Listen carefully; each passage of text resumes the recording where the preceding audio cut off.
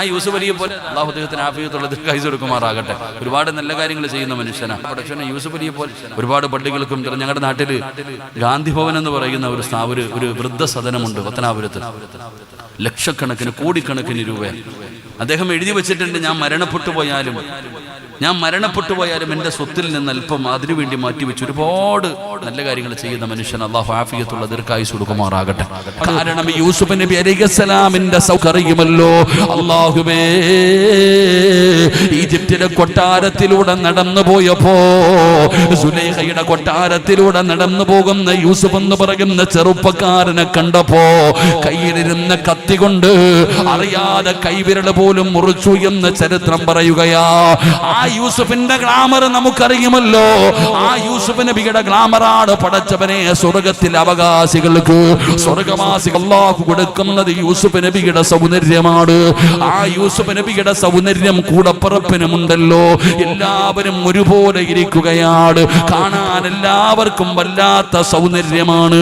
അങ്ങനെ ഒന്നിനു പുറകെ ഒന്നൊന്നായി എല്ലാവരും ഇങ്ങനെ നടന്നു പോകുമ്പോ ഏതു മനുഷ്യനും നോക്കുമല്ലോ, ഏതു മനുഷ്യനും ഒന്ന് നോക്കി പോകുമല്ലോ.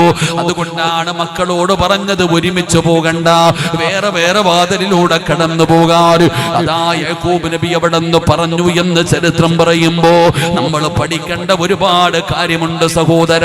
കണ്ണേറെന്ന് പറയുന്നത് സത്യമാണോ? അല്ലൈനു ഹഖുൻ, കണ്ണേറെന്ന് പറയുന്നത് സത്യമാണ്. അത് നിസ്സാരമായി കാണേണ്ട ഒരു കാര്യമല്ല. അത് സിഹറിനെക്കാളും വലുതാണോ? അത് സിഹറിനെക്കാളും വലുതാണോ? നബി തങ്ങൾ പറഞ്ഞല്ലോ, ഒട്ടകത്തെ ചട്ടിയിലെത്തിക്കും, മനുഷ്യനെ ഖബറിലെത്തിക്കുമെന്ന് നബി മുഹമ്മദ് മുസ്തഫ സല്ലല്ലാഹു അലൈഹി വസല്ലമ തങ്ങൾ പറയുമ്പോ കണ്ണീരെന്ന് പറയുന്നത് നിസാരമായി കാണേണ്ട ഒരു കാര്യമല്ല. എന്റെ പ്രിയപ്പെട്ടവരെ, അൽഐനു സലാസ്, കണ്ണെന്ന് പറയുന്നത് മൂന്ന് രീതിയിലാ. കണ്ണെന്ന് പറയുന്നത് മൂന്ന് രീതിയിലാ. അല്ലാഹുവേ, ആ ശർറിൽ നിന്ന് കാക്കണേ അല്ലാ. യൂസുഫ് നബിയുടെ കൂടപ്പുറപ്പുകൾക്ക് മുഴുവനും കാണാൻ നല്ല സൗന്ദര്യമാണ്. ഈ മക്കളെല്ലാരും കൂടെ ഒരു വാതിലിലൂടെ ഒന്നിനു പുറകെ ഒന്നൊന്നായി ഒരു 10 എണ്ണം അല്ലെങ്കിൽ 11 എണ്ണം ഒരുമിച്ച് പോകുന്നത് കണ്ട ആരായാലും ഒന്ന് നോക്കിപ്പോകും. എടോ, ഈ കണ്ണെന്ന് പറയുന്നത് സൂക്ഷിക്കണം. അള്ളാഹു നമുക്ക് ഈമാൻ തരുമാറാകട്ടെ. അള്ളാഹു ഈമാൻ തരുമാറാകട്ടെ. ബോറടിക്കണുണ്ടോ? പിന്നെ വല്ലാത്ത ഒരുമത്തിലിരിക്കുന്നു. സ്വരാജ് നിർത്തണില്ലേ? അമിതമായ അമൃതവും വിഷമെന്ന നിർത്താറായോ? അള്ളാഹു പഠിക്കാൻ ഭാഗ്യം തരുമാറാകട്ടെ. ഇവിടെ പണ്ടുള്ളവര് ചില ആൾക്കാർ വരുമ്പോഴത്തേക്ക് പെട്ടെന്ന് കുഞ്ഞിനകത്ത് കയറ്റിക്കൊള്ളാൻ പറയും, കുഞ്ഞിനെ എടുത്ത് മാറ്റിക്കൊള്ളാൻ പറയും. ചിലർ വരുന്നത് കാണുമ്പോൾ ചില ആൾക്കാർ എന്തെങ്കിലും ഒന്ന് പറഞ്ഞാൽ മതി. അള്ളാഹു നമ്മളെ കാത്തിരക്ഷിക്കുമാറാകട്ടെ. അത് ചുമ്മാതെ പറഞ്ഞതല്ല. ഈ കണ്ണെന്ന് പറയുന്നത് 3 രീതിയിലാണ്. ഒന്ന് ഐനുൻ ഹാസിദ്, അസൂയയുടെ കണ്ണ്. അസൂയയുടെ കണ്ണ്. ഈ കണ്ണന്റെ പ്രത്യേകത എന്താ? അല്ലാഹു സുബ്ഹാനഹു വ തആല ഒരാൾക്കൊരു അനുഗ്രഹം കൊടുത്തു. ഇപ്പൊ ഇവിടെ മുത്തഅല്ലിങ്ങൾ പഠിക്കുന്നു, ഇവിടെ മുത്തഅല്ലിങ്ങൾ ഉസ്താദന്മാരെയൊക്കെ ആദരിച്ചു. അല്ലാഹു പണ്ഡിതന്മാരിൽ പെടുത്തുമാറാകട്ടെ. ഒരു മുത്തഅല്ലിമായ ഒരു കുഞ്ഞിനെ കാണുമ്പോൾ, ഒരു ഹാഫിളായ ഒരു കുഞ്ഞിനെ കാണുമ്പോൾ, അല്ലാഹ് എൻ്റെ മോനെ അങ്ങനെ ആക്കി തരണേ അല്ലാ. അത് വേറെ. പടച്ചവനെ, ആ മോനെ പോലെ എൻ്റെ മോനെ നീ ആക്കിയിരുന്നെങ്കിൽ, അവന് ഹാഫിദും ആലിമൊക്കെ ആയിരുന്നെങ്കിൽ, ഇത് വേറെ. ഇതങ്ങനല്ല. ഈ ഐനുൻ ഹാസിദ് എന്ന് പറയുന്ന കണ്ണെന്ന് പറഞ്ഞാൽ അള്ളാഹു ഒരാൾക്ക് നൽകിയ നിഅമത്ത് മാറിപ്പോണം. അങ്ങനെ ചിന്തിക്കുക. അള്ളാഹു ഈമാൻ തരുമാറാകട്ടെ. അള്ളാഹു ഈമാൻ തരുമാറാകട്ടെ. അവനൊന്ന് എത്തീങ്കാനയിലായിരുന്നെങ്കിൽ എത്ര നല്ലതായിരുന്നു. പടച്ചവൻ ആഗ്രഹിക്കുക, ഓനൊന്ന് എത്തീങ്കാനയിലായിരുന്നെങ്കിൽ. എനിക്ക് കിട്ടണമെന്നല്ല, അത് നശിക്കാൻ ആഗ്രഹിക്കുക. ഒരാൾക്ക് നല്ലൊരു വീടുണ്ടായി, ഒരു കാറുണ്ടായി, നല്ല ജോലി ഉണ്ടായി, അത് നഷ്ടപ്പെട്ടു പോകണമെന്ന്. അല്ലാഹ് പടച്ചോനെ, അതാ നമ്മള് ഒരാളുടെ പ്രസംഗത്തിൽ ഞാൻ കേട്ടു, ഒരാളുടെ ചരിത്രം പറയുന്നു. അള്ളാഹിനോട് പറഞ്ഞു, പടച്ചോനെ ഓനെ പോലെ എന്നെ ആക്കണേ അല്ല, ഓൻ വലിയ കോടീശ്വരനാണ്. ഞാൻ ഇപ്പൊ ആഗ്രഹിക്കാം, പടച്ചോനെ യൂസുഫ് അലിയെ പോലെ എന്നെ ആക്കണേ അല്ല, യൂസുഫ് അലിയെ പോലെ ആക്കണമല്ല. ഞാൻ അള്ളാഹിനോട് ദുആ ചെയ്യുന്നു. മനുഷ്യന്റെ സ്വഭാവം എന്ന് പറഞ്ഞാൽ അങ്ങനെ ആ യൂസുഫ് അലിയെ പോലെ ആകുന്നില്ല, ഏറ്റവും വലിയ കോടീശ്വരനെ പോലെ ആകുന്നില്ല. അപ്പൊ പറയാ, പടച്ചോനെ യൂസുഫ് അലി എന്നെ പോലെ ആക്കിയേക്കാൻ, നേരെ എത്തിങ്ങാനിലാക്കിയേക്കാൻ. മനുഷ്യന്റെ ആഗ്രഹമാണ്. അള്ളാഹു അദ്ദേഹത്തിന് ആഫിയത്തുള്ള ദീർഘായുസ്സ് കൊടുക്കുമാറാകട്ടെ. ഒരുപാട് നല്ല കാര്യങ്ങൾ ചെയ്യുന്ന മനുഷ്യനാണ്. ഒരുപാട് പള്ളികൾക്കും ഞങ്ങളുടെ നാട്ടിൽ ഗാന്ധി ഭവൻ എന്ന് പറയുന്ന ഒരു വൃദ്ധസദനമുണ്ട് പത്തനാപുരത്ത്. ലക്ഷക്കണക്കിന് കോടിക്കണക്കിന് രൂപ അദ്ദേഹം എഴുതി വെച്ചിട്ടുണ്ട്. ഞാൻ മരണപ്പെട്ടു പോയാലും ഞാൻ മരണപ്പെട്ടു പോയാലും എൻ്റെ സ്വത്തിൽ നിന്ന് അല്പം അതിനുവേണ്ടി മാറ്റിവെച്ച് ഒരുപാട് നല്ല കാര്യങ്ങൾ ചെയ്യുന്ന മനുഷ്യൻ അള്ളാഹു ആഫിയത്തുള്ള ദീർഘായുസ്സ് കൊടുക്കുമാറാകട്ടെ. എൻ്റെ പ്രിയപ്പെട്ട സഹോദരങ്ങളെ, ഞാൻ പറഞ്ഞു വന്നത്, അള്ളാഹു ഒരാൾക്ക് നൽകിയിരിക്കുന്ന നിഅമത്ത് നീങ്ങിപ്പോണം. അതാ ഒരു ചില കണ്ണുകൾ, ആ കണ്ണിനെ നാം സൂക്ഷിക്കണം. എൻ്റെ പ്രിയപ്പെട്ടവരെ, അങ്ങനെയുള്ള കണ്ണുകളെ നമ്മൾ വല്ലാതെ സൂക്ഷിക്കണം.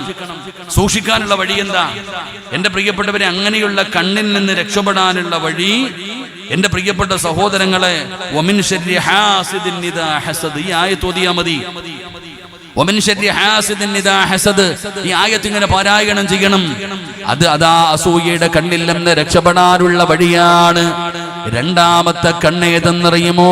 ഐനുൻ മുഅ്ജിബ, അത്ഭുതത്തിന്റെ കണ്ണ്, അത്ഭുതപ്പെടുത്തുന്ന കണ്ണ്. എന്തൊരു വീടാണ് പടച്ചവനെ, എന്തൊരു വീടാണ് തമ്പുരാന്.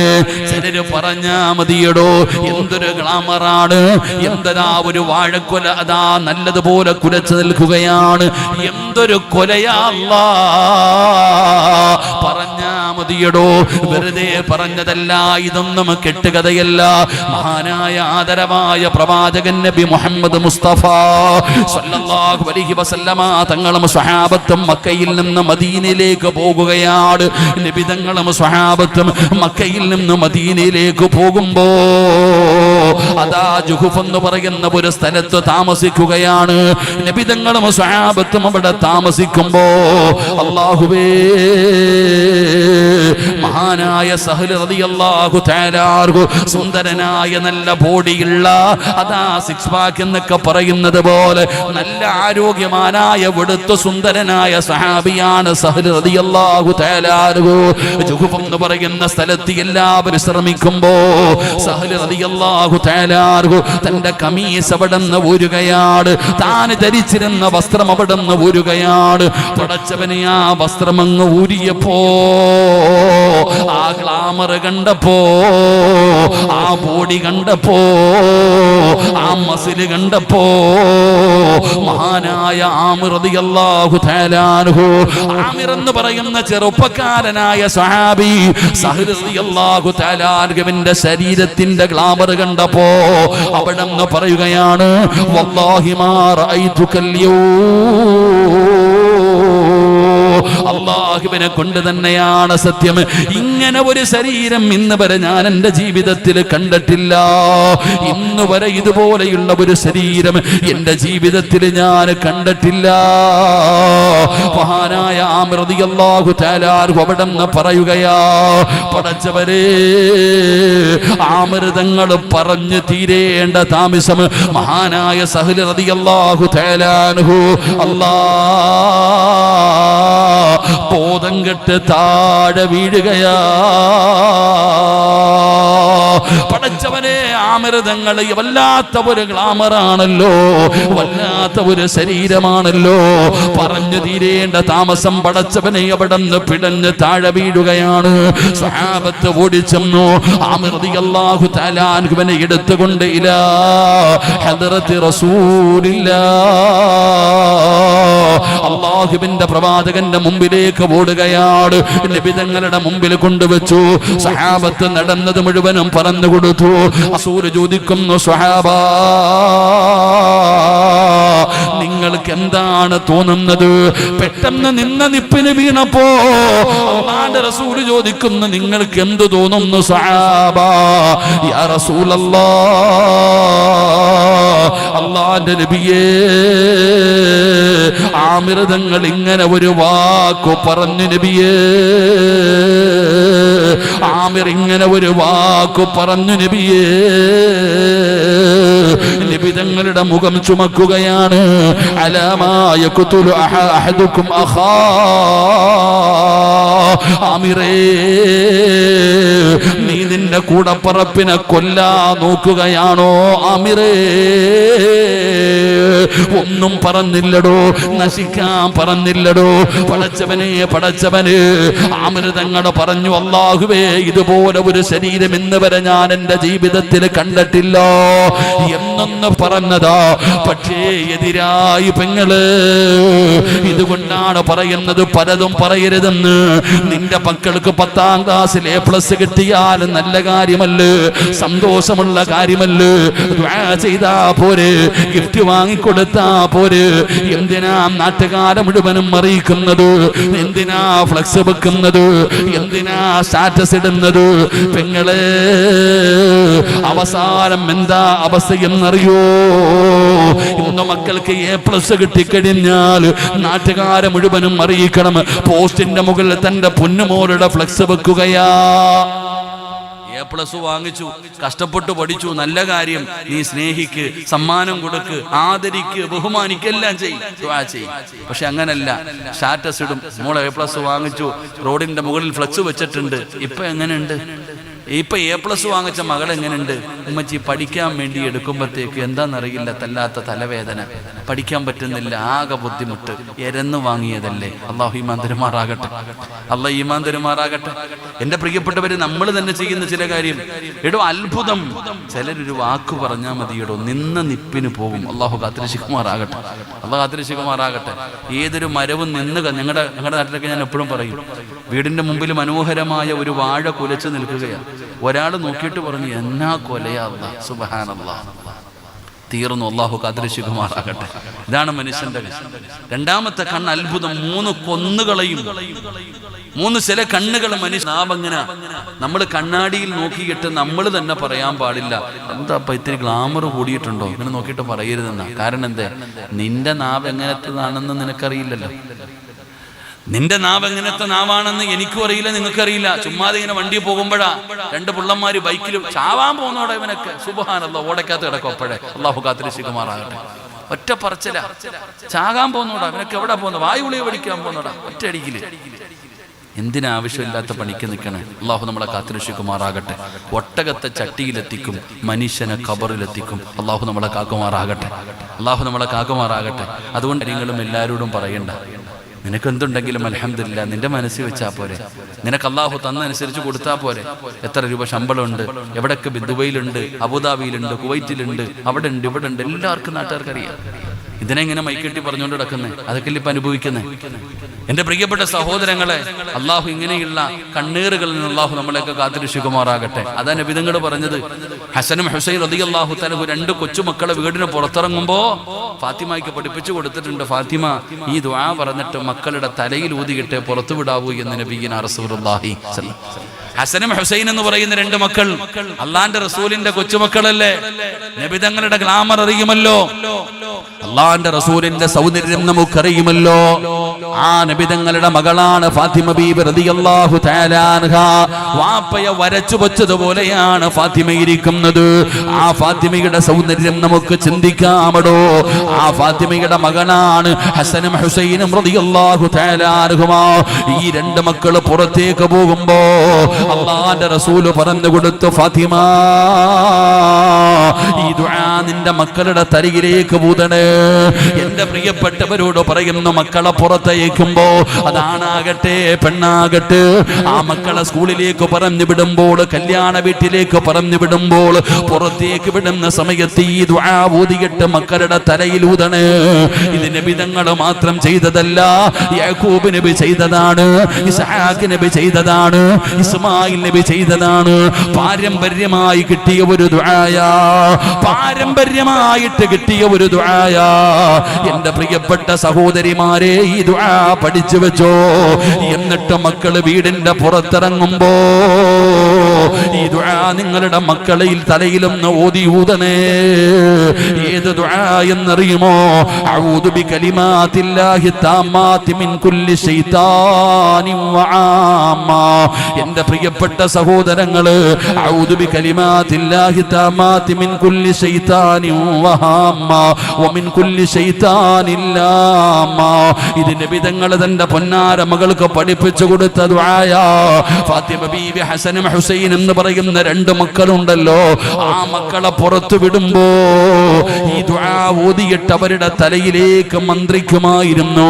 അവിടെ നിന്ന് ഊതിയിട്ട് പുറത്തു വിടുമായിരുന്നു, കണ്ണേറ് തട്ടാതിരിക്കാൻ. അതുകൊണ്ട് എന്റെ പ്രിയപ്പെട്ടവരോട് പറയുകയാ, മഹാനായ യാക്കൂബ് നബി അലൈഹിസ്സലാം തന്റെ പൊന്നാര മക്കളെ രാജകൊട്ടാരത്തിലേക്ക് പറഞ്ഞു വിട്ടപ്പോ അവിടെ നിന്ന് കൊടുത്തുവിട്ട ഉപദേശം അതായിരുന്നു. പടച്ചവരെ, പിന്നെ ചരിത്രം അറിയുമല്ലോ, കൊട്ടാരത്തിലേക്ക് കടന്നുപോയി. കൂടപ്പറപ്പുകളെ യൂസുഫ് നബി അലൈഹിസ്സലാമാണ് അവിടുത്തെ ഭരണാധികാരി. തന്റെ സഹോദരങ്ങളെ കണ്ടടോ, ബിന്യാമീൻ എന്ന് പറയുന്ന അനിയനോട് വല്ലാത്ത സ്നേഹമായി, അനുജനെ കണ്ടപ്പോ വല്ലാത്ത സന്തോഷമായി. പിന്നെ പടച്ചവനെ, അനിയനെ പിടിച്ചു നിർത്തിയ കഥകളൊക്കെ നമ്മൾ പഠിച്ചവനാണ്. അല്ലാഹുവേ, നാട്ടിലേക്ക് മടങ്ങി വന്നു. ബിന്യാമീൻ എന്ന് പറയുന്ന മകനും നഷ്ടപ്പെട്ടു പോയി. യൂസുഫ് എന്ന് പറയുന്ന 11ാമത്തെ മകനും 12ാമത്തെ മകനായി ബിന്യാമീനും രണ്ടു മക്കളെയും നഷ്ടപ്പെട്ടു. വാപ്പയ്ക്ക് വല്ലാത്ത സങ്കടമായി. പക്ഷേ വാപ്പ അല്ലാഹുവിൽ തവക്കലേൽപ്പിച്ച് ജീവിച്ച പ്രവാചകനാ. മക്കൾക്ക് പോലും വാപ്പയുടെ സങ്കടം കണ്ടിട്ട് സഹിച്ചില്ലടോ. കരഞ്ഞ് കരഞ്ഞ് കരഞ്ഞ് യാക്കൂബ് നബിയുടെ കണ്ണിന്റെ കാഴ്ച പോലും നഷ്ടപ്പെട്ടു പോയി. അല്ലാഹുവേ, മക്കള് വാപ്പാന്റെ അടുക്ക പറഞ്ഞു, ഇതെന്ത് സ്വഭാവമാ വാപ്പാ, നിങ്ങളുടെ പൊന്നുമോനെ യൂസുഫ് മരിച്ചുപോയി. ഇല്ല മോനെ, യൂസുഫ് മരിച്ചിട്ടില്ല. അല്ലാഹുവേ, കാത്തുകാതിരുന്നു. യാക്കൂബ് നബിയുടെ ജീവിതം കൊണ്ട് തന്റെ 12 മക്കൾക്ക് പഠിപ്പിച്ചു കൊടുത്ത 5ാമത്തെ പാഠം എന്തെന്നറിയുവോ? തവക്കൽതു അലല്ലാഹ്. അല്ലാഹുവിൽ പരമേൽപ്പിക്കാൻ പഠിപ്പിച്ചു കൊടുക്കുകയാ. അല്ലാഹുവിൽ പരമേൽപ്പിക്കാൻ പഠിപ്പിച്ചു കൊടുക്കുകയാ.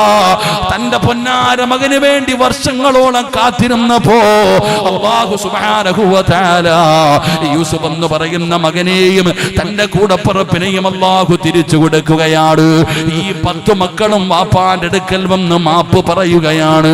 പടച്ചവനെ, തന്റെ പൊന്നാര മകൻ ഭരണാധികാരിയാവുകയാണ്. അല്ലാഹു സുബ്ഹാനഹു വ തആല എല്ലാ യാക്കൂബ് നബിക്ക് തിരിച്ചു കൊടുത്തു എന്ന് ചരിത്രം പറയുമ്പോ അവസാനമായി എന്റെ പ്രിയപ്പെട്ട മാതാപിതാക്കളോട് എനിക്ക് പറയാനുള്ളത്, മക്കൾക്ക് അല്ലാഹനെ കുറിച്ച് പഠിപ്പിച്ചു കൊടുക്ക്. അല്ലാഹ് ആരാണെന്ന് പഠിപ്പിച്ചു കൊടുക്കേണ്ട കടമ നിനക്കുണ്ടല്ലോ. അല്ലാഹുവേ, നിന്നെ കുറിച്ച് പഠിക്കാ മനസ്സു നൽകണേ അല്ലാ. എന്റെ പ്രിയപ്പെട്ടവരോട് പറയുകയാണ്, അല്ലാഹനെ കുറിച്ച് പഠിപ്പിച്ചു കൊടുക്കൂ. ഉമ്മമാരെ, നിന്റെ ദുആയെക്കാളും ലോകത്ത് വേറെ ഒന്നുമില്ല ഉമ്മ. നീ മക്കൾക്ക് വേണ്ടി ചെയ്യുന്ന ദുആയുടെ മഹത്വം നിനക്കറിയാഞ്ഞിട്ടാണ്. നീ ശപിക്കല്ലേ, നീ പ്രാവല്ലേ, ഒരിക്കലും നന്നാകില്ലടാ, ഒരിക്കലും നീ നന്നാകില്ലടാ, നീ നരകിച്ച് ചാകുമടാ എന്നൊക്കെ പ്രാവുന്ന ഉമ്മമാരുണ്ട്. ഒരിക്കലും നിങ്ങളങ്ങനെ പറയരുത്. നിങ്ങൾ എന്തേ അല്ലാഹനെ ഏൽപ്പിക്കാത്തത്? എന്റെ പ്രിയപ്പെട്ടവരെ, മക്കള് തെറ്റ് ചെയ്യുന്നവരായാൽ അവരെ എഴുതി തെള്ളുകയല്ല, അവരെ ഉപേക്ഷിക്കലല്ല, അവനെ ഒഴിവാക്കലല്ല, ഇനി അവനെ ഉപദേശിച്ചിട്ട് കാര്യമില്ലെന്ന് പറഞ്ഞ് തെള്ളിക്കളയലല്ല. ആ മകനെയാണ് ചേർത്ത് പിടിക്കേണ്ടത്. ആ മകനെയാണ് ചേർത്ത് പിടിക്കേണ്ടത്. അവനെ കൂടെ നന്നാക്കുമ്പോഴാ നീ വാഅനില്ലദീന ആമനൂ അൻ തഖ്ശഅ ഖുലൂബുഹും ലിദിക്രില്ലാഹ്. കൊട്ടേഷ സംഘത്തിന്റെ നേതാവായിരുന്ന ഫുളൈൽ പരിശുദ്ധമായ ഖുർആനിലെ ഒരായത്ത് കേട്ടപ്പോ, ഒരു പെണ്ണിനെ വ്യഭിചരിക്കാൻ പോയപ്പോ, ഒരു പെണ്ണിനെ റേപ്പ് ചെയ്യാൻ പോയപ്പോ, അല്ലാഹുവിന്റെ വിശുദ്ധമായ ഖുർആനിലെ ഒരായത്ത് കേട്ടപ്പോ പടച്ചവനെ, ജീവിതത്തിൽ മാറ്റം വന്ന മനുഷ്യനാണ് ഫുളൈൽ ഇബ്നു ഇയാദ് റളിയല്ലാഹു തആല അൻഹു. ആ ഫുളൈൽ തങ്ങളെ ലോകമറിയുന്ന പണ്ഡിതനായി മാറി, പടച്ചവനെ മഹാനായി മാറി. ആ ഫുളൈൽ തങ്ങൾക്ക് അലി എന്ന് പറയുന്ന ഒരു മകനുണ്ടായിരുന്നു വാപ്പാ. അലി എന്ന് പറയുന്ന ഒരു മകന്, പറഞ്ഞാൽ അനുസരിക്കാത്ത മകന്, വാപ്പ പറയുന്നത് കേൾക്കാത്ത മകന്. പടച്ചവനെ, അലി എന്ന് പറയുന്ന മകനെ ഒരുപാട് പഠിപ്പിച്ചു നോക്കി, ഒരുപാട് ഉപദേശിച്ചു നോക്കി. പടച്ചവനെ പലരുടെയും മുമ്പിൽ കൊണ്ടുപോയി നോക്കി. അലി എന്ന് പറയുന്ന പൊന്നുമകൻ നന്നാകുന്നില്ല, ഇബാദത്തുകൾ കൃത്യമായി ചെയ്യുന്നില്ല. പറഞ്ഞാൽ അനുസരിക്കാത്ത മകൻ കാരണം ഫുളൈൽ തങ്ങൾക്ക് വല്ലാത്ത സങ്കടമായിടോ. ഫുളൈൽ തങ്ങളെ കുരുത്തം കെട്ടവനെന്ന് പറഞ്ഞ് എഴുതി തള്ളിയില്ല, എന്നെ നാണം കെടുത്താൻ ജനിച്ചവനാണെന്ന് പറഞ്ഞ് വേദനിപ്പിച്ചില്ല, ഒരിക്കലും നന്നാകില്ലെന്ന് പറഞ്ഞ് ശപിച്ചില്ല. ഫുളൈൽ ഇബ്നു ഇയാദ് റളിയല്ലാഹു തആല അൻഹു അലി എന്ന് പറയുന്ന പൊന്നാര മകനെ ഒരു ദിവസം അടുത്തേക്ക് വിളിക്കുകയാണ്. തന്റെ പൊന്നാര മകന്റെ കൈപിടിച്ചിട്ട് നിസ്കാരപ്പായിലേക്ക് കടന്നു ചെന്നു. 2 റക്അത്ത് നമസ്കരിക്കുകയാണ്. ഫുളൈൽ ഇബ്നു ഇയാദ് റളിയല്ലാഹു തആല അൻഹു തന്റെ പൊന്നാര മകനെ പിടിച്ചടുത്തിരുത്തിയിട്ട് പടച്ച റബ്ബിന്റെ ദർബാറിലേക്ക് തന്റെ ഇരു കരങ്ങൾ ഉയർത്തിയിട്ട് അവിടുന്ന് ദുആ ചെയ്യുന്നു. അല്ലാഹ്,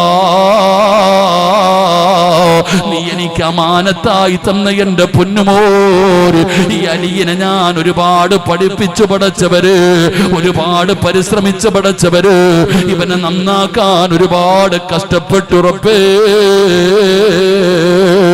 ഇവൻ അനുസരിക്കുന്നില്ല അല്ലാഹ്, ഞാൻ പരാജയപ്പെടുന്നു റബ്ബേ.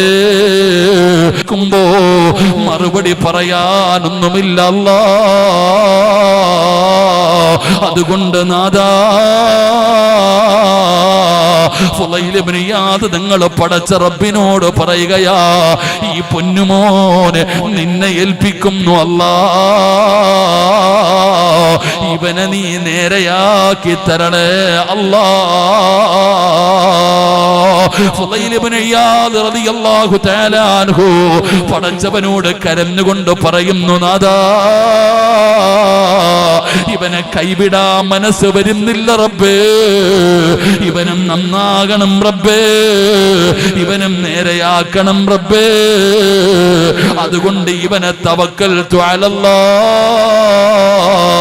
നിന്നെ ഏൽപ്പിക്കുന്നു അല്ലാഹ്, ഇവനെ നീ നന്നാക്കണേ അല്ലാഹ്.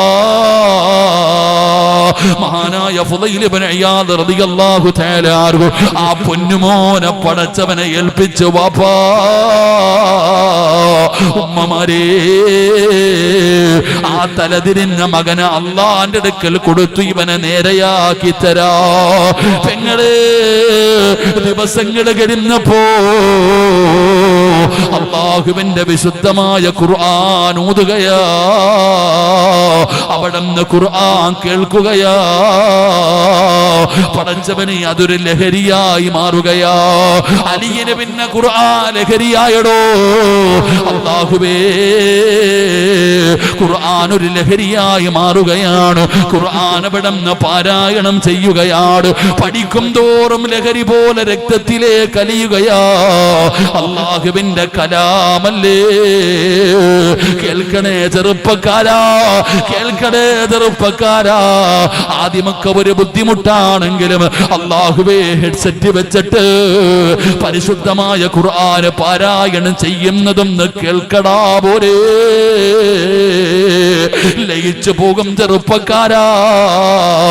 ഒരു സംഗീതത്തിനും തരാൻ കഴിയാത്ത, ഒരു വേടനും തരാൻ കഴിയാത്ത ഒരു വല്ലാത്ത ഒരാനന്ദമുണ്ടല്ലോ, ഒരു വല്ലാത്ത സുഖമുണ്ടല്ലോ, ഒരു കുളിർമയുണ്ടല്ലോ. അത് അല്ലാഹുവിന്റെ ഖുർആൻ ഇങ്ങനെ കേൾക്കുമ്പോൾ നമ്മുടെ മനസ്സ് മാറുമടോ. രാത്രി കിടക്കുന്ന സമയത്ത് പെങ്ങളെ, പൊന്നുമോളെ, ഏതെങ്കിലും ഒരു ഖുർആനിന്റെ സൂറത്തൊന്ന് ഓൺ ചെയ്തിട്ട് ചെവിയിൽ വെച്ച് ഒന്ന് കേട്ട് നോക്ക് പെണ്ണേ. അത് വല്ലാത്ത ഒരു ലഹരിയാ. അലി എന്ന് പറയുന്ന പൊന്നുമോന്റെ ജീവിതം മാറുകയാ. പിന്നെ ഖുർആനായടോ, പിന്നെ ഖുർആനായടോ. പടച്ചവരെ, അലിയെ കുറിച്ച് ചരിത്രം പറയുന്നത്, അലിയെ ഖുർആൻ ഓതുന്നത് കേൾക്കാ. പടച്ചവനെ, പക്ഷികൾ പോലും വന്നിരിക്കുമായിരുന്നു. അത്രയും മനോഹരമായി ഖുർആൻ ഓതുന്ന മകനായി അലി എന്ന് പറയുന്ന പൊന്നുമോന് മാറിയെന്ന ചരിത്രം പറയുമ്പോ, വാപ്പാ ഫുളൈൽ ഇബ്നു ഇയാദ് നിങ്ങളുടെ അലി എന്ന് പറയുന്ന മകന് ലോകത്ത് നിന്ന് യാത്ര പറയുമ്പോ അല്ലാഹുവിന്റെ വിശുദ്ധമായ ഖുർആൻ പാരായണം ചെയ്ത് കയ്യിൽ ഖുർആനുമായിട്ടാണ് ലോകത്തോട് വിട പറഞ്ഞതെന്ന് ചരിത്രം പറയുമ്പോ, ഉമ്മാ നിന്റെ നാവ് പൊന്നാമുമ്മാ, ഏത് തങ്ങള് ദുആ ചെയ്യുന്നതിനേക്കാളും മഹത്വമുണ്ട് നിന്റെ നാവ് കൊണ്ട്. എന്റെ പൊന്നുമോനെ നന്നാക്കണേ അല്ലാ, എന്റെ പൊന്നുമോളെ നന്നാക്കണേ അല്ലാ.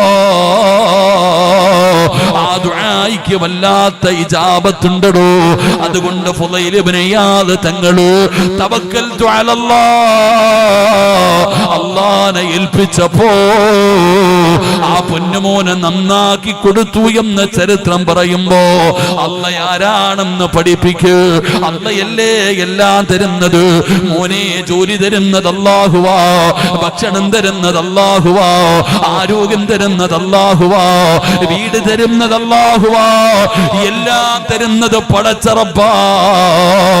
ഇത് മക്കൾക്ക് പഠിപ്പിച്ചു കൊടുക്ക്, അല്ലാഹുവിനെ കുറിച്ച് പരിചയപ്പെടുത്തി കൊടുക്ക്.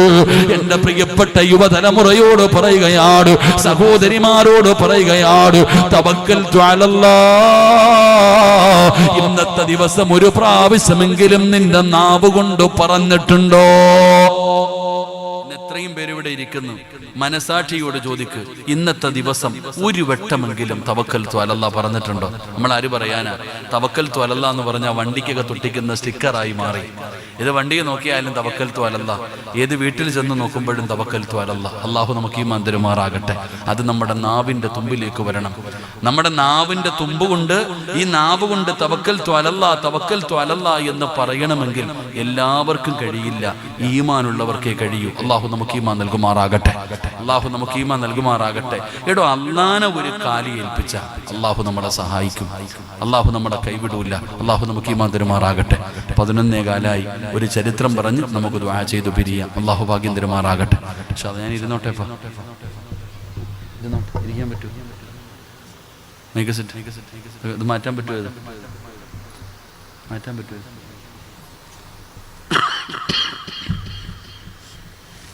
സബീർ, മാറ്റാൻ പറ്റും? ഒന്നാമത് സുഖമില്ലടോ, നടുവേദനയൊക്കെ ആയിട്ട് ഒരുപാട് നേരം നിന്ന് പ്രസംഗിക്കാനും പറ്റുന്നില്ല, ഒരുപാട് നേരം ഇരിക്കാനും പറ്റുന്നില്ല. അള്ളാഹു നമ്മുടെ രോഗങ്ങൾക്ക് അള്ളാഹു ശുഭ നൽകുമാറാകട്ടെ. 3 സ്വലാത്ത് സ്വല്ലല്ലാഹു.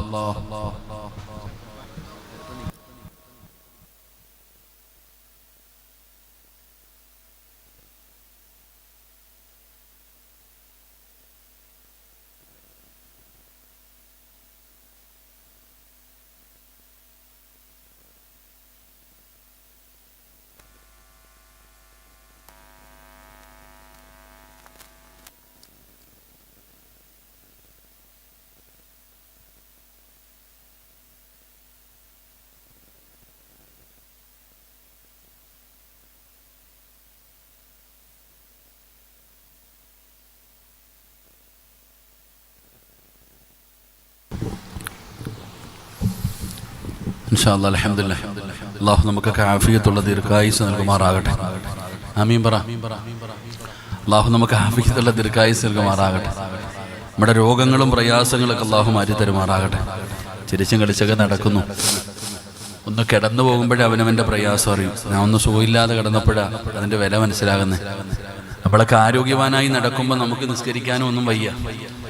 ഞാൻ സുഖമില്ലാതെ കിടന്നപ്പോൾ ഓരോ വെള്ളിയാഴ്ച ജുമായിൻ്റെ സമയമാകുമ്പോൾ അറിയാതെ കണ്ണിൽ നിന്നിങ്ങനെ കണ്ണുനീര് വരും. എൻ്റെ ഒരു അനുഭവം ഞാൻ പറഞ്ഞു. 4 വെള്ളിയാഴ്ചയോളം ഞാൻ 5 വെള്ളിയാഴ്ചയോളം ഞാൻ ജുമാ നിസ്കരിക്കാൻ പോലും പള്ളിയിൽ പോകാൻ പറ്റത്തില്ലായിരുന്നു. കിടന്ന ഭക്ഷണം കഴിച്ചുകൊണ്ടിരുന്നത്. അപ്പൊ ജുമാഇന്റെ സമയമാകുമ്പോൾ ഒരു വല്ലാത്ത സങ്കടം, അറിയാതെ ഇങ്ങനെ കരയുക. കാരണം എല്ലാ വെള്ളിയാഴ്ചയും പള്ളിയിൽ പോയി ജുമാ നിസ്കരിച്ചിട്ട് അത് നിസ്കരിക്കാതെ വരുമ്പോഴൊരു സങ്കടം ഉണ്ടല്ലോ.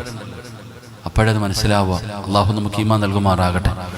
അപ്പോഴേ നമ്മൾ ചിന്തിക്കണം, ഓരോന്നും ഇവിടെ പള്ളിയുടെ മുമ്പിലൂടെ തെക്ക് വടക്ക് നടന്നിട്ട് നിസ്കരിക്കണില്ല. അള്ളാഹു നമുക്കതാ, നമ്മളൊന്ന് കിടന്നു കഴിയുമ്പോൾ നമ്മൾ എല്ലാം പറയും പടച്ചവനോട്, നട്ടലൊടിഞ്ഞ് കിടക്കുക, എഴുന്നേക്കത്തില്ല, ഇനി ജീവിതകാലം ഒരിക്കലും ഇവൻ എഴുന്നേക്കാൻ പറ്റൂല എന്ന് ഡോക്ടർ പറയുമ്പോൾ ഉസ്താദ് കാണാൻ ചെന്നപ്പോൾ പറയാം, ഉസ്താദ് എൻ്റെ നട്ടല് നേരെയായിരുന്നെങ്കിൽ ഞാൻ പള്ളിയിൽ പോയേനെ. ഓ എടാ, ആരോഗ്യം ഉണ്ടായിരുന്നപ്പോൾ ഇവന് പള്ളിയില്ല പട്ടോ ഇല്ല. അതുകൊണ്ട് എൻ്റെ പൊന്നു സഹോദര, ഏത് സിനിമയും ഇറങ്ങുന്നത് വെള്ളിയാഴ്ചയാണ്. ജുമാ നിസ്കാരം കഴിഞ്ഞിട്ട് ബർക്കത്ത്, സിനിമയുടെ പ്രവർത്തകർക്കറിയാം ബർക്കത്തുള്ള ദിവസം വെള്ളിയാഴ്ചയാണ്. അതുകൊണ്ട് എല്ലാ ഫിലിമും ഇറങ്ങുന്ന ഏകദേശം ഇറങ്ങുന്ന വെള്ളിയാഴ്ച ദിവസമാണ്. ജുമായും കളഞ്ഞിട്ട് പോയി കാത്തു നിൽക്കും. അള്ളാഹു നമ്മളെ കാത്തു രക്ഷിക്കുമാറാകട്ടെ. അപ്പോൾ അതുകൊണ്ട് എൻ്റെ പ്രിയപ്പെട്ടവരെ, അള്ളാഹിനെ കുറിച്ച് പഠിക്കും. അള്ളാഹ് നമ്മളെ സഹായിക്കൂടും. നമ്മൾ അള്ളാഹുവിൽ ഒരു കാര്യം ഏൽപ്പിച്ച റബ്ബ് ഉറപ്പായിട്ട് നമുക്ക് നടത്തി തരും. നിങ്ങൾ കടപ്പുറത്ത് പോയി നോക്കിക്കേ. കടപ്പുറത്ത് പോയി നിൽക്കുമ്പോൾ ഇങ്ങനെ കടലിന്റെ എതിരെ ഇങ്ങനെ കടലിന്റെ ഉള്ളിലേക്ക് പറവകൾ ഇങ്ങനെ പറന്നു പോവാ. എവിടെ പോന്നെയാ? ഭക്ഷണം തേടി പോന്നെയാ. കടലിൽ എവിടെ അപ്പ പോണേ? കരയിലല്ലേ ഭക്ഷണം ഇരിക്കുന്നത്. കരയിൽ ഇങ്ങനെ പറവകളും പറന്നു കിടന്ന് ഭക്ഷണം കഴിക്കുന്നു. ഈ കടലിൽ പോകുന്നു എവിടാ? അങ്ങനെ പറന്ന് പറന്ന് കടലിലേക്ക് പോകുമ്പോൾ വലിയ വലിയ മീനുകൾ, ചെറിയ മീനുകളെ പിടിച്ച് കഴിച്ചിട്ട് അതിൻ്റെ പല്ലിൻ്റെ ഇടയിൽ മാംസം കയറി ഇങ്ങനെ ഇരിക്കുക. നമ്മുടെ പല്ലിൻ്റെ ഇടയിൽ കയറിയാലും ബുദ്ധിമുട്ടല്ലേ? അപ്പൊ ഈ വലിയ വലിയ മത്സ്യങ്ങൾ ഇങ്ങനെ വെള്ളത്തിന്റെ മുകളിൽ വന്ന് വാതുറന്ന് ഇങ്ങനെ കിടക്കുമ്പോൾ ഈ പറന്നു പോകുന്ന പറവ ആ വലിയ മീനിന്റെ വായുടെ ഉള്ളിൽ പോയിരുന്നിട്ട് അതിന് തിന്നാനുള്ള റിസ്ക് തിന്നുകയാണ്. വയറ് നിറച്ച് ഭക്ഷണം കഴിച്ച് ബാക്കിയുള്ളത് എടുത്തുകൊണ്ട് വീട്ടിലേക്ക് വരികയാണ്. ഇതാണ് അല്ലാഹ് തരാൻ അള്ളാഹു ഉദ്ദേശിച്ചാൽ. അതാണ് വിധങ്ങൾ പറഞ്ഞത്, നീ ഉദ്ദേശിക്കാത്ത രീതിയിലൂടെ അള്ളാഹു നിനക്ക് റിസ്ക് തരും. അള്ളാഹു നമുക്ക് ഈമാൻ നൽകുമാറാകട്ടെ. പക്ഷെ ഇന്നത്തെ കുട്ടികൾക്ക് അത് അറിയുന്നില്ല. ആരും അള്ളാഹുവിൽ പരമേൽപ്പിക്കുന്നില്ല. എടോ, അള്ളാനെ ഒരു കാര്യം ഏൽപ്പിച്ചാൽ അത് നടക്കോ ഇല്ല. നമ്മുടെ കാര്യം. മഹാനായ സയ്യിദുനാ ഉമർ ഇബ്നുൽ ഖത്താബ് റളിയല്ലാഹു തആല അൻഹു ഒരിക്കൽ കമ്പോളത്തിലൂടെ ഇങ്ങനെ നടന്നു പോവാ. കമ്പോളത്തിലൂടെ ഇങ്ങനെ നടന്നു പോകുമ്പോൾ ഒരു വാപ്പാനെയും മകനെയും കണ്ടു. കാക്കയും കാക്കയുടെ കുഞ്ഞും എങ്ങനെയാണ് ഇരിക്കണം, ഇതുപോലെ വാപ്പായും മോനും എന്ന് പറഞ്ഞാൽ കാക്കയും ഒരുപോലെ ഇരിക്കണം, കുഞ്ഞും ഒരുപോലെ ഇരിക്കണം, വ്യത്യാസമൊന്നുമില്ല. വാപ്പയും മകനും എന്ന് പറഞ്ഞാൽ രണ്ടിനെയും വരച്ചു വെച്ചതുപോലെ ഇരിക്കുന്നു. രണ്ടുപേരും ഒരുപോലെ ഇരിക്കുന്നു, വരച്ചു വെച്ചതുപോലെ, ഫോട്ടോസ്റ്റാറ്റ് എടുത്തതുപോലെ. ഈ വാപ്പയുടെയും മകന്റെയും പ്രത്യേകത, ഇവർ രണ്ടുപേരും ചങ്കുകള, എവിടെ പോയാലും ഒരുമിച്ച് പോകും. കൂട്ടുകാരെ പോലെ ആ വാപ്പയും മകനും രണ്ടുപേരും ഇങ്ങനെ കയ്യും പിടിച്ച നടക്കുക. രണ്ടും ഒരുമിച്ച് എപ്പോ നോക്കിയാലും ഒരുമിച്ച് കാണും അവരെ. അപ്പൊ ഉമർ ഇബ്നുൽ ഖത്താബ് റളിയല്ലാഹു തആല ഇങ്ങനെ ഒരിക്കൽ ഈ വാപ്പാനെ കണ്ടപ്പോ ഇങ്ങനെ ഈ മകനെ കുറിച്ച് എന്തേ നിങ്ങൾ ഇങ്ങനെ തമാശ എന്ന രീതിയിൽ ചോദിച്ചു. അപ്പോൾ ഉമർ ഇബ്നുൽ ഖത്താബ് തങ്ങളോട് ആ പിതാവ് പറഞ്ഞു, ഈ മകൻ ആരാന്നറിയോ ഉമർ തങ്ങളെ? ഈ പൊന്നുമോൻ എങ്ങനെ ആരാന്നറിയോ? ഇവനെ എങ്ങനെയാണ് എനിക്ക് അല്ലാഹു തന്നതെന്നറിയുവോ? ആ പിതാവ് അവിടുന്ന് ഉമർ ഇബ്നുൽ ഖത്താബ് റളിയല്ലാഹു തആല ഇവനോട് പറഞ്ഞു കൊടുക്കുകയാണ്, എനിക്ക് ഇവനോട് വല്ലാത്ത സ്നേഹമാണ് തങ്ങള്. എവിടെ പോയാലും ഞാൻ ഇവന്റെ കൈ പിടിച്ചുകൊണ്ട് നടക്കും. ഇവനെ നഷ്ടപ്പെടുത്താൻ എനിക്ക് വല്ലാത്ത സങ്കടമാണ്. എപ്പോഴും ഇവനെ കണ്ടുകൊണ്ടിരിക്കണം, ഇവന്റെ കൂടെ നടക്കുകയാണ്. ഇവന് എങ്ങനെ എനിക്ക് അല്ലാഹു തന്നതെന്നറിയുവോ? എങ്ങനെയാണ് പടച്ചവൻ എനിക്ക് തന്നതെന്നറിയോ? ഈ മനുഷ്യന് യുദ്ധത്തിന് വേണ്ടി ഇറങ്ങുകയാണ്. ഈ മനുഷ്യൻ യുദ്ധത്തിന് വേണ്ടി ഇറങ്ങുമ്പോ തന്റെ പ്രിയപ്പെട്ട ഭാര്യ ഗർഭിണിയാണ്. ഈ മനുഷ്യൻ യുദ്ധത്തിന് വേണ്ടി ഇറങ്ങുകയാണ്. ആ ഗർഭിണിയായ ഭാര്യയുടെ മുമ്പിൽ നിന്ന് യാത്ര പറയുമ്പോ ഈ മനുഷ്യന് ഭാര്യയുടെ വയറ്റിൽ ഇങ്ങനെ കൈവെക്കുകയാണ്. കൈവച്ചിട്ട് പറയുന്നു, അല്ലാ, എന്റെ ഭാര്യ ഗർഭിണിയാണ് റബ്ബേ. അല്ലാഹുവേ, ഈ കുഞ്ഞിനെ ഞാൻ നിന്നെ ഏൽപ്പിക്കുന്നു തമ്പുരാന്. എന്റെ ഭാര്യയുടെ വയറ്റിനകത്ത് കിടക്കുന്ന ഈ കുഞ്ഞുണ്ടല്ലോ, ഈ കുഞ്ഞിനെ ഞാൻ നിന്നെ ഏൽപ്പിക്കുന്നു പടച്ചവരെ. തവക്കൽതു അലല്ലാഹ്, ഒരു പോറലുമില്ലാതെ എനിക്ക് നീ ഇവനെ തരണേ തമ്പുരാന്.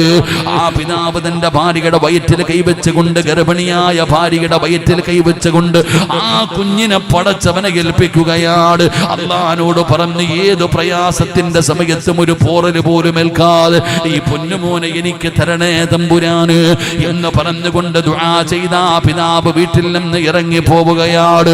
സഹോദരങ്ങളെ, യുദ്ധം കഴിഞ്ഞടോ അവസാനം ആ മനുഷ്യൻ വീട്ടിലേക്ക് മടങ്ങി വരുമ്പോ തന്റെ പ്രിയപ്പെട്ട ഭാര്യ മരിക്കുകയാ, ഗർഭിണിയായ ഭാര്യ മരിക്കുകയാണ്, ഗർഭിണിയായ ഭാര്യ മരിക്കുകയാണ്. പടച്ചവനെ ആ പെണ്ണിന്റെ ജനാസ എടുത്തു, കുളിപ്പിച്ചു, കഫം പൊതിഞ്ഞു, കൊണ്ടുപോയി പള്ളിപ്പറമ്പിലെ ഖബറിൽ ഇറക്കി വെച്ച് മണ്ണ് വാരിയിടുകയാണ്. റബ്ബേ, വൈകുന്നേര സമയത്താണ് ഖബറടക്കിയത്. ഖബറടക്കി കഴിഞ്ഞ് എല്ലാവരും പിരിഞ്ഞടോ. കുറച്ചു സമയം കഴിഞ്ഞപ്പോ പള്ളിപ്പറമ്പിൽ ഒരു പ്രകാശം കാണുകയാണ്, ഖബർസ്ഥാനിൽ വല്ലാത്ത ഒരു പ്രകാശം കാണുകയാണ്. എന്തേ റബ്ബേ ഖബർസ്ഥാനിൽ നിന്ന് വെളിച്ചം കാണുന്നത്? ജനങ്ങളോടുകയാണ്, ജനങ്ങളോടുകയാണ്. പ്രകാശം കാണുന്ന പള്ളിപ്പറമ്പിലെ ഖബറിന്റെ ചാരത്തേക്ക് ചെല്ലുമ്പോ ഒരു കുഞ്ഞിന്റെ കരച്ചിൽ കേൾക്കുകയാ. ഖബറിനകത്ത് നിന്നൊരു കുഞ്ഞിന്റെ കരച്ചിൽ കേൾക്കുകയാണ്. റബ്ബേ, ചെന്ന് നോക്കുമ്പോ ഖബർ രണ്ടായി പിളർന്നിരിക്കുന്ന ഉമ്മ, ഖബർ രണ്ടായി പിളർന്നിരിക്കുകയാ. ഖബറിനകത്ത് നിന്നൊരു കുഞ്ഞ് കിടന്ന് കരയുകയാണ്. അല്ലാഹുവേ, ആ മരിച്ചുപോയ പെണ്ണുണ്ടല്ലോ, ആ ഗർഭിണിയായ പെണ്ണിന്റെ ഖബറിനകത്ത് കിടന്നിട്ടാണ് ഈ കുഞ്ഞ് കരയുന്നത്. അല്ലാഹുവേ, കുഞ്ഞിനെ വാരിയെടുത്തു. അവസാന പിതാവിന്റെ കയ്യിലേക്ക് ആ ചോര കുഞ്ഞിനെ വെച്ച് കൊടുത്തപ്പോ അവിടെ ഒരു അശരീരി കേൾക്കുകയാ. ഏ മനുഷ്യ, നീ നിന്റെ കുഞ്ഞിനെ എന്നെ ഏൽപ്പിച്ചു, നീ നിന്റെ കുഞ്ഞിനെ എന്നെ ഏൽപ്പിച്ചു. അള്ളാനെ ഏൽപ്പിച്ചപ്പോ അള്ളാഹു ഒരു പോറൽ പോലും ഏൽക്കാതെ തിരിച്ചു കൊടുത്തു. അള്ളാഹുവേ, അവിടെ നിന്ന് പറഞ്ഞ രണ്ടാമത്തെ വാക്കെന്തെന്നറിയോ? ഈ കുഞ്ഞിനെ ഏൽപ്പിച്ചതുപോലെ നിന്റെ ഭാര്യയെ ഏൽപ്പിച്ചിരുന്നെങ്കിൽ തിരിച്ചു തരുമായിരുന്നു. ആ മനുഷ്യൻ പറഞ്ഞ വാക്കെന്തെന്നറിയോ? അല്ലാഹുവേ, എന്റെ ഭാര്യ ഗർഭിണിയാണ്, എന്റെ പൊന്നുമോന്, രണ്ടുപേരെയും നീ എനിക്ക് തിരിച്ചു തരണേ എന്ന് പറഞ്ഞിരുന്നെങ്കിൽ രണ്ടുപേരെയും അല്ലാഹു നിനക്ക് തരുമായിരുന്നു. പക്ഷേ നീ തള്ളയുടെ കാര്യം പറഞ്ഞില്ല, കുഞ്ഞിന്റെ കാര്യമേ പറഞ്ഞുള്ളൂ. കുഞ്ഞിനെയാണ് അല്ലാഹു തിരിച്ചു കൊടുത്തത്. എന്നാ പിതാവ് പൊട്ടിക്കരഞ്ഞുകൊണ്ട് ഉമർ തങ്ങളോട് പറയുമ്പോ, സഹോദരാ, അല്ലാഹനെ ഒരു കാര്യം ഏൽപ്പിച്ച അല്ലാഹു നമ്മളെ ഏൽപ്പിച്ചത് പൂർത്തീകരിച്ചു തരുമടോ. അതുകൊണ്ട് തവക്കൽതു അലല്ലാഹ്, അതിനെക്കുറിച്ച് പഠിക്കട്, അതിനെക്കുറിച്ച് പഠിക്കട്. അതുകൊണ്ട് ഈ രാത്രിയിൽ ഒരുമിച്ച് കൂടിയവരോട് പറയുകയാണ്, അല്ലാഹുവിനെ കുറിച്ച് പഠിക്ക്, മനസ്സിലാക്ക്. എന്നിട്ട് പടച്ചവനെ നേരായ വഴിയിലൂടെ സഞ്ചരിക്കൂ. മക്കളെ നല്ല നിലയിൽ വളർത്തു. അൽഹംദുലില്ലാഹ്, മഹാന്മാരെ സ്നേഹിക്കുന്നവരാകണം, ആദരിക്കുന്നവരാകണം, ബഹുമാനിക്കുന്നവരാകണം. ഈ കിടക്കുന്ന ശുഹദാക്കളൊന്നും സാധാരണ ആൾക്കാരല്ലടോ. അവരെ ഒന്ന് പഠിച്ചു നോക്ക്, അവരെ ഒന്ന് മനസ്സിലാക്കി നോക്ക്. എന്റെ പ്രിയപ്പെട്ടവരെ, നമ്മൾ എല്ലാവരെയും ആദരിക്കുകയും ബഹുമാനിക്കുകയും ചെയ്യണം. എന്റെ പ്രിയപ്പെട്ടവരോട് പറയുകയാണ്, പടച്ചവനെ, സമസ്തയുടെ 100ാമത് വാർഷികത്തിന് വേണ്ടി ദിനങ്ങൾ മാത്രമേ ബാക്കിയുള്ളൂ. എല്ലാവരും ആത്മാർത്ഥമായി ദുആ ചെയ്യൂ, എല്ലാവരും ഒരുമിച്ച് നിൽക്കൂ. പടച്ചവനെ, തങ്ങന്മാരെയും സയ്യിദന്മാരെയും ആലിമീങ്ങളെയും ഒരാളെയും നിങ്ങൾ കുറ്റം പറയരുത്. ഈ അടുത്ത കാലങ്ങളിലായി നമ്മൾ കാണുന്ന ഒരു കാര്യമുണ്ടോ, ഫേസ്ബുക്കിലൂടെ, അല്ലാഹുവേ, വാട്സപ്പിലൂടെ തോന്നിവാസങ്ങൾ പറയുന്ന ഒരുപാട് പേരുണ്ടോ. പാണക്കാട് തങ്ങന്മാരാകട്ടെ, ഏത് തങ്ങളാണെങ്കിലും തങ്ങളാ മോനെ. അല്ലാഹുവിന്റെ പ്രവാചകന്റെ കുടുംബമാ. തങ്ങന്മാര് മുഴുവനും നബി തങ്ങളുടെ കുടുംബമാ. ആലിമീങ്ങൾ സാധാരണ ആൾക്കാരല്ല.